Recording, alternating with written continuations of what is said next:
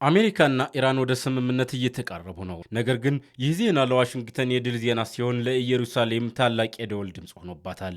የእስራኤል ከፍተኛ የደህንነት ባለሥልጣናትና ታዋቂው የሃርትስ ጋዜጣ እንደዘገቡት ከሆነ እስራኤል በአሁኑ ሰዓት በከፍተኛ ድንጋጤና ፍርሃት ውስጥ ትገኛለች።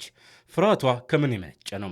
የቅርብ ወዳጇና የአሜሪካው ፕሬዚደንት ዶናልድ ትራምፕ የኢራንን የኒውክሌር ፕሮግራም ሙሉ በሙሉ ሳያስቆሙ ለይስሙላ በሆነ ውስን ስምምነት ከቴሄራን ጋር ሊፈራረሙ ነው የሚል ስጋት ገብቷታል። ፕሬዚደንት ትራምፕ በራሳቸው የማህበራዊ ገጽ ላይ ስምምነቱ በአብዛኛው ተጠናቋል ሲሉ በይፋ ተናግረዋል። ይህ በእንዲህ እንዳለ እስራኤል ውስጥ ምን እየተካሄደ ነው? ጠቅላይ ሚኒስትር ቤንያሚን ኔታንያሁ ቅዳሜ ምሽት በአስቸኳይ የደህንነት ካቢኔዎቻቸውንና የጥምረት መሪዎቻቸውን ሰብስበው ሌሊቱን ሙሉ ሲመክሩ አድረዋል። ዛሬ በዚህ ልዩ ትንታኔያችን ትራምፕ እስራኤልን ለብቻዋ ጥለዋታልን? ኢራንስ አሜሪካን እንዴት አታለለቻት? ይህ ስምምነት ከተፈረመ በመካከለኛው ምስራቅ ምን አዲስ ጦርነት ይቀሰቀሳል? የሚሉትን መረጃዎች ዝርዝር ይዘንላችሁ ቀርበናል። እስከ መጨረሻው አብራችሁን ቆዩ። ለመሆኑ ይህ በአሜሪካና በኢራን መካከል የተደረሰው የመግባቢያ ሰነድ ምንድን ነው? ትራምፕስ ምን አሉ? ዶናልድ ትራምፕ በቅርቡ በሰጡት መግለጫ ከኢራን ጋር የሚደረገው ስምምነት የመጨረሻዎቹ ዝርዝሮች ላይ ብቻ ውይይት እየተደረገበት እንደሆነና በቅርቡ ይፋ እንደሚሆን ተናግረዋል። ይህ ስምምነት በዋናነት የሚያተኩረው ባለፉት ወራት በአሜሪካ እስራኤል ጥምረትና በኢራን መካከል የነበረውን ከባድ የጦርነት ቀውስ ለመግታት ነው። የስምምነቱ ዋና አካል የሆርሙዝ ባህረ ሰላጤ እንደገና ለዓለም ንግድ ክፍት እንዲሆን ማድረግና የተኩስ አቁም ማወጅ ነው። ነገር ግን ዋናው ችግር እዚህ ጋር ነው። ኢራን ያካበተችውን ከፍተኛ ደረጃ የደረሰ የኒውክሌር ማዕድን እንዳታስረክብ ወይም ሙሉ በሙሉ እንዳታጠፋ አሜሪካ ጠንካራ ግፊት እያደረገች አይደለም ተብሏል። ትራምፕ የኢራንን ኒውክሌር እናጠፋዋለን ቢሉም በተግባር ግን እየተነጋገሩ ያሉት የጦርነቱን ቀውስ ለማቆምና የነዳጅ መስመሩን ለመክፈት ብቻ እንደሆነ ይነገራል።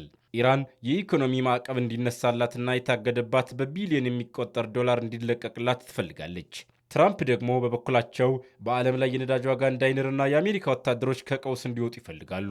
በዚሁ ምክንያት ሁለቱ ወገኖች ለጊዜው ይሄ ይበቃናል በሚል ውስን ስምምነት ላይ ሊቆሙ ማለታቸው እስራኤልን ክፉኛ አስቆጥቷታል። አሁን ወደ ዋናው ቁም ነገር እንምጣ። እስራኤል ለምን ደነገጠች? የእስራኤል የደህንነት ተቋማት ሞሳድና አይዲኤፍ ያወጡትን የምስጢር መረጃ ጠቅሶ የሃርቲዝ ጋዜጣ እንደዘገበው ከሆነ ኢራን አሜሪካን በዲፕሎማሲ ስምምነት ሰበብ ንግግሩን እያራዘመች በስተጀርባ ግን የኒውክሌር ቦምብ ለመስራት የሚያስችላትን የመጨረሻ ደረጃ እያጠናቀቀች ነው ብለው ያምናሉ። እስራኤል የምትፈልገው ሶስት መሰረታዊ ነገሮች እንዲሟሉላት ነው። ኢራን ያከማቸች የበለጸገ ዩራኒየም ሙሉ በሙሉ ከሀገር እንዲወጣ ወይም እንዲጠፋ፣ ወደፊት በፍጹም ዩራኒየም እንዳታበለጽግ ሙሉ እገዳ እንዲጣልባት፣ የረጅም ርቀት ባሊስቲክ ሚሳይል ፕሮግራሟ ሙሉ በሙሉ እንዲሰረዝ። ነገር ግን አሁን በትራምፕ እየተዘጋጀ ያለው ስምምነት እነዚህን ሶስት ነጥቦች ወደ ጎን በመተው ጦርነት ማቆም ላይ ብቻ ያተኮረ ነው። ይህ ማለት ኢራን የኒኩሌር አቅሟን እንደያዘች ትቀጥላለች ማለት ነው። ለዚህ ነው ቅዳሜ ምሽት ኔታንያሁ በአስቸኳይ መንግስታቸውን የሰበሰቡት። በእስራኤል ሚዲያዎች ዘንድ እየተባለ ያለው ትራምፕ የኢራንን አገዛዝ ሕይወት ዘርቶላታል፣ ከውድቀት አድኗታል የሚል ነው። እስራኤል ይህንን ስምምነት እንደ ታላቅ ክህደት ልትቆጥረው ትችላለች። ነገሩን በስትራቴጂክ መነጽር እንየው። እያንዳንዱ ተዋናይ ምን እያሰበ ነው? ትራምፕ ስምምነት አድራጊ ነኝ ብለው ያምናሉ። በጦርነት ውስጥ ገብተው ከመማቀቅ ይልቅ ትልቅ ስምምነት ፈጥሮ የዓለምን ኢኮኖሚ ማረጋጋትን ይመርጣሉ። ትራምፕ ለአሜሪካውያን ማሳየት የሚፈልጉት ጦርነቱን አስቆምኩ፣ የነዳጅ ዋጋን አወረድኩ የሚለውን ስኬት እንጂ እስራኤል የምትፈልገውን 100% የኢራን መጥፋት አይደለም።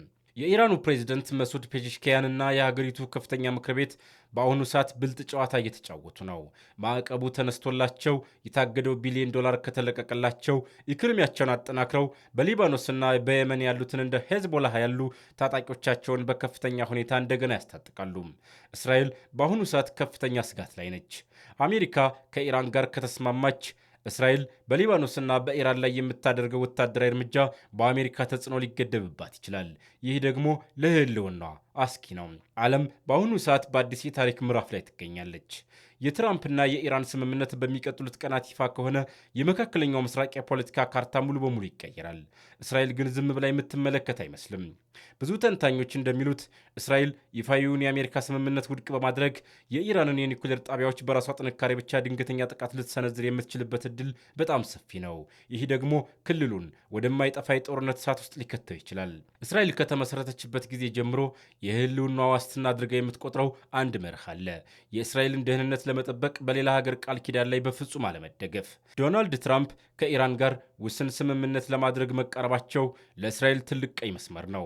እስራኤል ዋሽንግተንን የምታየው የራሷን የውስጥ ኢኮኖሚና የነዳጅ ዋጋ ለማረጋጋት ስትል የቴሄራንን የኒውክሌር ስጋት ለጊዜው ሸፍና ለማለፍ እንደምትፈልግ ሀገር አድርጋ ነው። ኔታንያሁና የእስራኤል የደህንነት ተቋማት ሞሳድ የትራምፕ ስምምነት ኢራን ቦምብ እንድትሰራ ጊዜ መግዣ ነው ብለው ያምናሉ። አሜሪካ ስምምነቱን ከፈረመች እስራኤል እጆቿ በዲፕሎማሲ ከመታሰራቸው በፊት ቀድሞ የመምታት እርምጃን እንደ ብቸኛ አማራጭ ትወስዳለች። ብዙዎች እስራኤል ያለ አሜሪካ እርዳታ ኢራንን ብቻዋን መምታት ትችላለች ወይ የሚል ጥያቄ ያነሳሉ።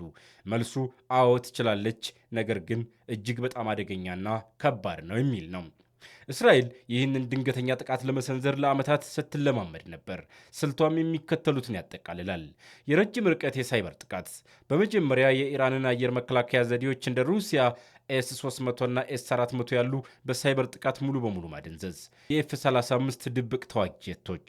እነዚህ የራዳር እይታን የሚያመልጡ ዘመናዊ ጄቶች የኢራንን የአየር ክልል ጥሰው በመግባት ዋና ዋና የኒውክሌር ማዕከላትን እንደ ናታንዝና ፎርዶ ያሉ የመምታት አቅም አላቸው። የኢራን የኒውክሌር ጣቢያዎች በከፍተኛ ተራራዎች ስር በጥልቅ መሬት ውስጥ የተቆፈሩ በመሆናቸው እስራኤል መሬት ሰንጥቀው የሚገቡ ልዩ ቦምቦችን ትጠቀማለች። እስራኤል ይህንን ድንገተኛ ጥቃት ከሰነዘረች በማግስቱ ጠዋት ዓለም የምትነቃው ፍጹም ተቀይራ ነው። ይህ እርምጃ መካከለኛው ምስራቅን ወደማይጠፋ የጦርነት እሳት የሚከተው በሦስት ዋና ዋና ምክንያቶች ነው። ኢራን ጥቃቱን በዝምታ አትመለከትም። በሶሪያ፣ በኢራቅ፣ በየመን ሁቲዎችና በሊባኖስ እንደ ሄዝቦላ ያሉ ወታደሮቿን በአንድ ጊዜ በእስራኤል ላይ ታዘምታለች። በቀን በ10 ሺዎች የሚቆጠሩ ሚሳይሎች ከየአቅጣጫው ወደ ቴል አቪቭና ኢየሩሳሌም ይተኮሳሉ። ይህም የእስራኤልን የአይረን ዶም የመከላከያ ሲስተም ከአቅም በላይ ሊያጨናንቀው ይችላል። ኢራን ወዲያውኑ የምትወስደው እርምጃ የዓለም 20 በመቶ ነዳጅ የሚያልፍበትን የሆርሙዝ ባህረ ሰላጤ መዝጋት ይሆናል። ይህ ሲሆን በዓለም ላይ የነዳጅ ዋጋ በአንድ ጀንበር በእጥፍ ይጨምራል። የዓለም ንግድ መርከቦች ይቆማሉ። ይህም ታላቅ የኢኮኖሚ ቀውስና የዋጋ ንረትን ያስከትላል። ትራምፕ ጦርነት ባይፈልጉም እስራኤል ጥቃት ከደረሰባትና የኢኮኖሚ መስመሩ ከተዘጋ አሜሪካ እጇን አጣጥፋ አትቀመጥም። የአሜሪካ የጦር መርከቦች ኢራንን ለመምታት ይገደዳሉ። በሌላ በኩል የኢራን የቅርብ ወዳጆች የሆኑት ሩሲያና ቻይና ለቴህራን ወታደራዊና ዲፕሎማሲያዊ ድጋፍ በማድረግ ሂደቱ ወደ ሶስተኛው የዓለም ጦርነት ሊያመራ የሚችልበትን በር ይከፍታል። እስራኤል የኢራንን የኒውክሌር ጣቢያዎች በድንገተኛ ጥቃት የመምታት ዕድሏ የጊዜ ጉዳይ እየሆነ መጥቷል። እስራኤል ይህንን ስታደርግ የሚመጣውን የክልላዊ ጦርነት መዘዝ ሳታውቀው ቀርታ አይደለም። ነገር ግን የኢራን የኒውክሌር ቦምብ ባለቤት መሆን ለእስራኤል ፍጹም መጥፋት ነው። ስለዚህ ከመሞት መሰንበት በሚል ስሌት የትኛውንም ዋጋ ለመክፈል ትገደዳለች። ይህ የኔታንያሁ ብቸኛ ውሳኔ አሜሪካን ክፉኛ የሚያስቆጣ፣ ኢራንንም የሚያስቆጣና መላውን ዓለም ወደማይወጡበት የጦርነት አዙሪት ውስጥ የሚከት አደገኛ አካሄድ ይሆናል። ትራምፕ በእርግጥ እስራኤልን ችላ ብለዋታል ወይንስ ደግሞ ይህ ኢራንን የማታለያ የፖለቲካ ስልት ነው? እናንተስ ምን ታስባላችሁ? እስራኤል የአሜሪካን ስምምነት ተቀብላ ትቀምጣለች ወይንስ በራሷ ጦርነት ትከፍታለች? ያላችሁን አስተያየት በኮሜንት መስጫው ላይ ያስፍሩልን። ጥልቅ ትንታኔዎች በፍጥነት እንዲደርሷችሁ ቻናላችንን ሰብስክራይብ ማድረግ እንዳትረሱ። ቪዲዮን ከወደዳችሁት ደግሞ ላይክ እና ሸር አድርጉት።